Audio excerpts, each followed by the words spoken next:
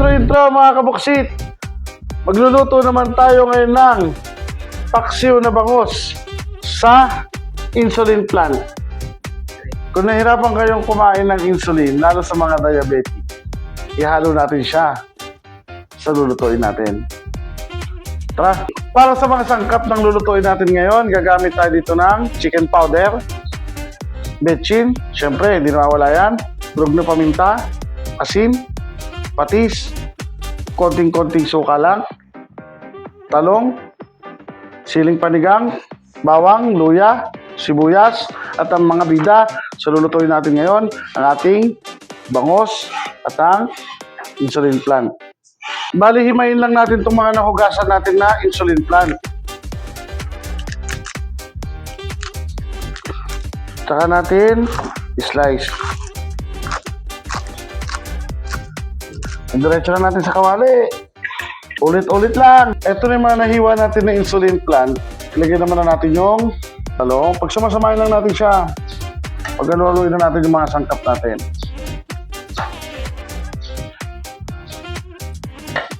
Yung bawang, sibuyas, luya pala to, kala ko sibuyas. Ito pala yung sibuyas natin. Malakas na nating betchin, siyempre hindi mawawala yan. Tandaan nyo, tansyameter lang ginagamit natin dito.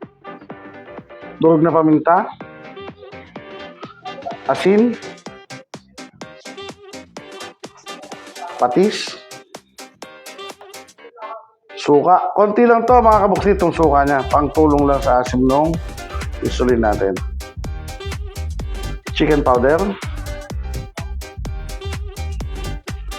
Siling panigang natin. Saka natin ilagay ang ating bida.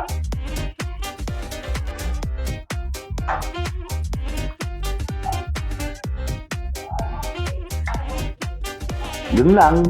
Mamaya na, abangan nyo. Tara, lutuin na natin. Kaya din tayo dito mga kabuksit ng tubig. At habang inihintay nating maluto ang ating paksiw sa insulin plant, shout out po muna tayo kay Sir RJ Ramos ng Nueva Vizcaya at kay Sir Ronald Unat ng Quezon City. At salamat po sa inyong panonood at pagsubaybay ng aking mga video. At luto na tong paksiw natin sa insulin plant. I-plating na natin to.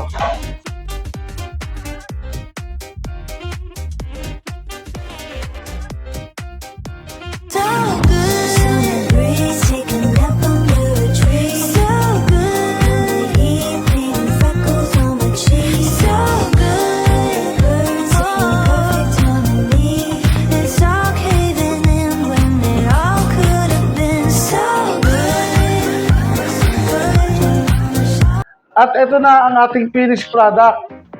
Napaksiw na bangus sa insulin plant. At kung umabot kayo sa video na to, paki-subscribe, like, and share naman ang ating mga video. Paki-comment na rin kung taga saan kayo para alam natin kung saan umaabot ang ating mga video. At ito na ang pinaka-paborito nating parte, ang tikiman time. Let's do it, baby!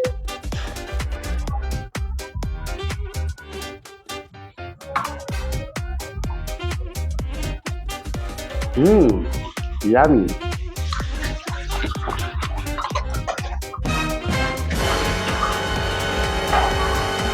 Nako!